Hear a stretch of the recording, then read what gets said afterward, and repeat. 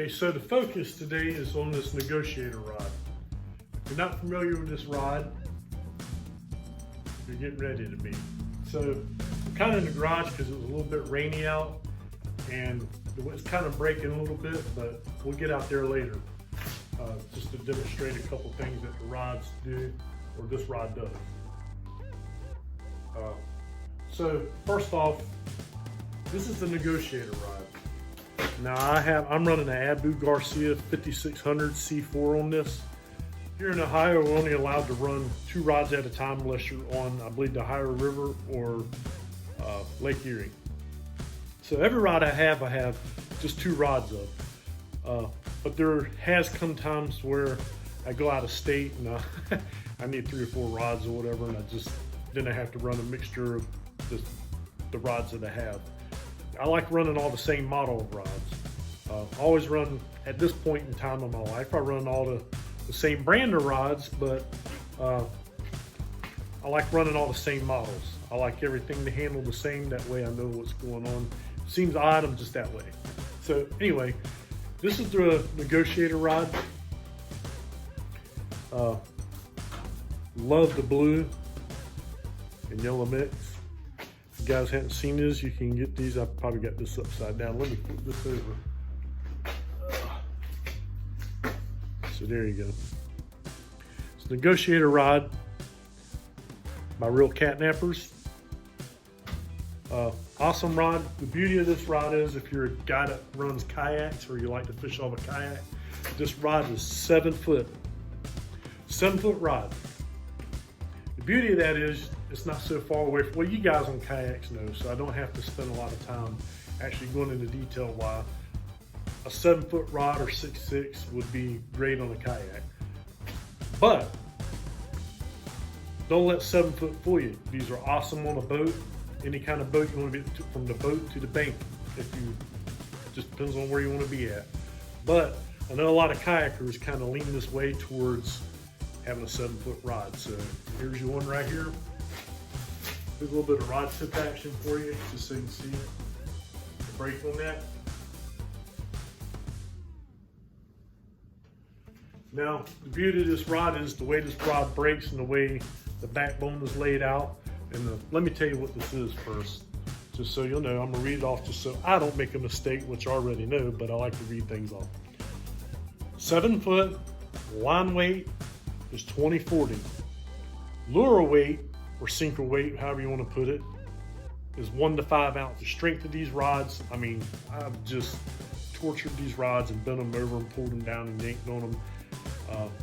What this company wants to do, what Reelkatnappers wants to do, is stay within the price range to give people an affordable rod that's a good rod, that has a little bit of look to it, but also the main point is that it functions the right way, how you want it to function for the species of catfish. Or if you ain't got to use these for catfish, you could probably use them for walleye. I'm not a walleye fisherman, I'm not a musky fisherman, I just don't do it, but you can probably use these rods, all these rods, for anything you want to, other than catfish. I mean, it just depends on how you want to use it, I don't know.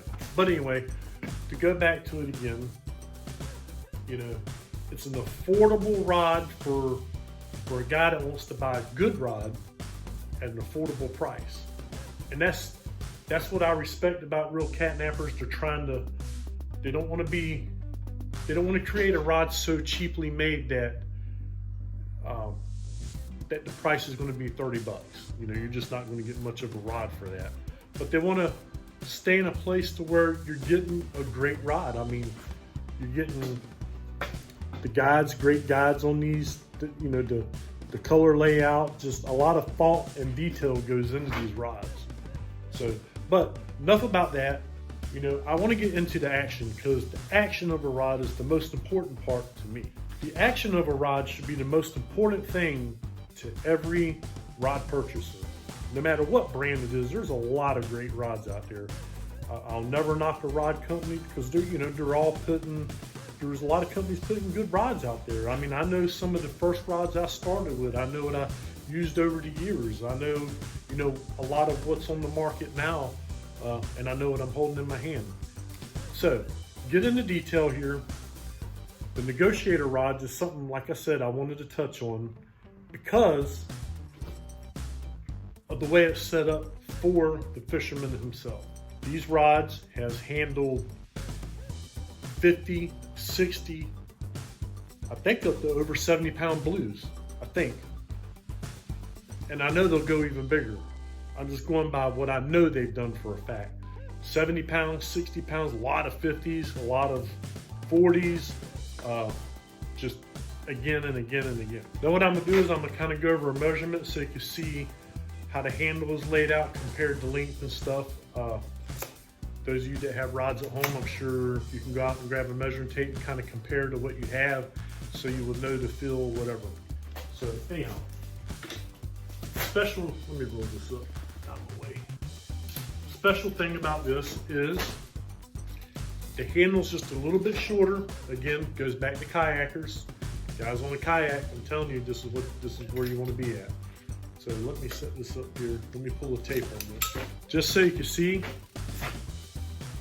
the butt end length. I mean, just on the blue from the very end of the butt, that is just a tad over 10 inches, about 10.5 inches. It's about 10.5 inches there.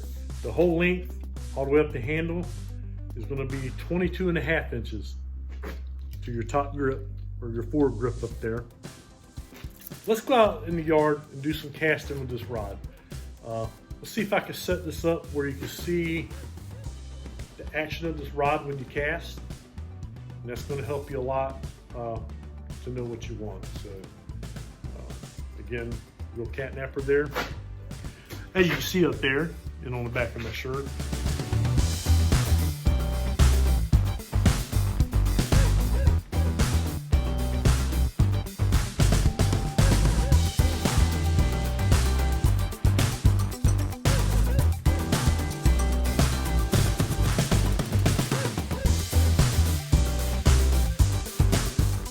Okay guys, I'm going to show you this. I got the rods in my rod holder on my boat. It's kind of a bad angle because I can't get up that high with my tripod, but anyhow, what I'm going to do is I'm going to pull these down, and we're still talking about the negotiator rod right there. So just going to show you how these pull down, show you the different breaks of each one, and we'll see what happens here. That way you can see the difference between each three of these rods. Be a good idea for you to see it. If you're thinking about purchasing one of these rods, whenever they're all stocked up in them and online, be a good thing to do. So here's your breakdown. We're gonna go here with the negotiator first. I'm gonna go slow. I'm gonna go slow with this so you can watch how it rolls over and where it breaks at and where it starts to break at.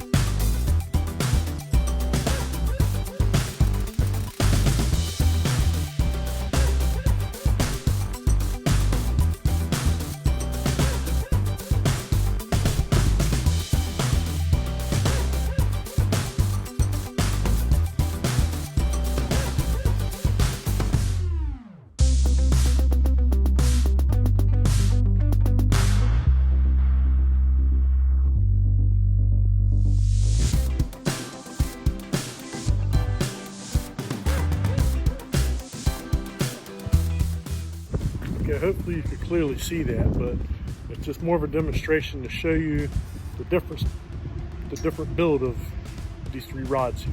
So, okay, first thing first, we're going to start off with a 3 ounce. We're going to work our way up so you can see what this rod does on a good decent cast. I'm not going to rip it hard as I can. I'm going to cast it like you would throwing off the back of a boat on a river, off the side of the boat, or on the bank or whatever. So 3 ounce.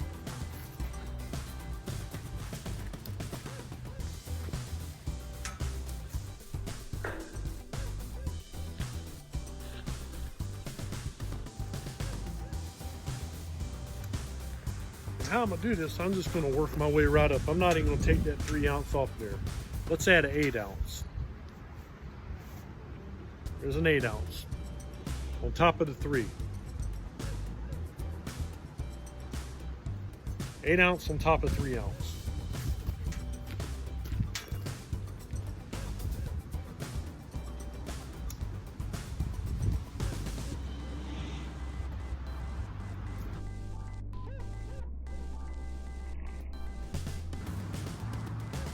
Okay, I had to back off that. I got stuck in the mud out there on that last cast, as you can see. So it ain't really mud, but this is a lot of weight hitting the ground. So we got 8 ounce, 3 ounce. Let's put another 8 ounce on there.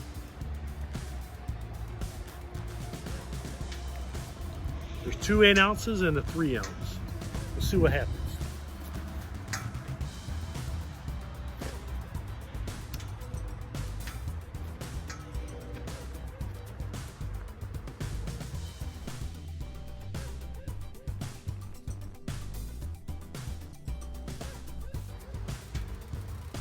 So heavy, it's so heavy I can't hardly throw it.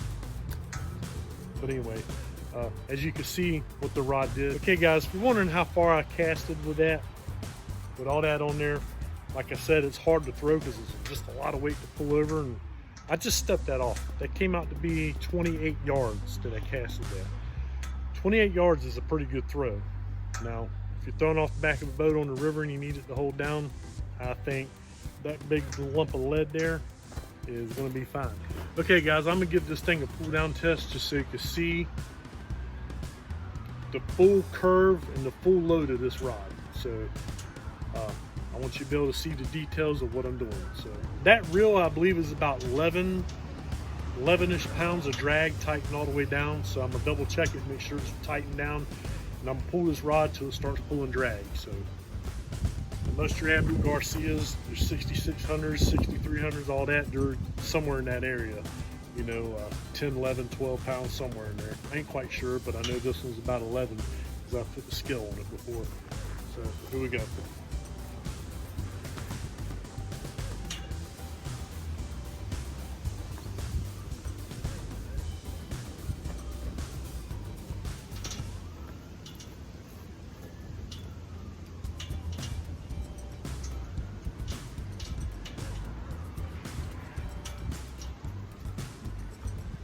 Well, it didn't pull drag because I bottomed out onto the ground, just couldn't pull it no further, but you got the idea.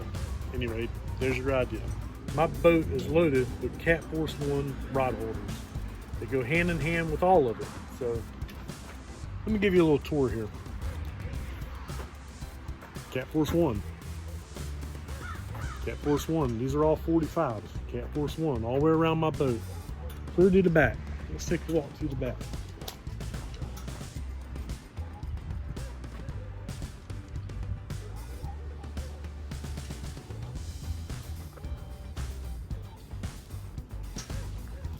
So all this goes hand in hand on my boat. Try to give me a subscribe, give me a thumbs up, guys, and hopefully we'll catch you here pretty soon on the water or on another video.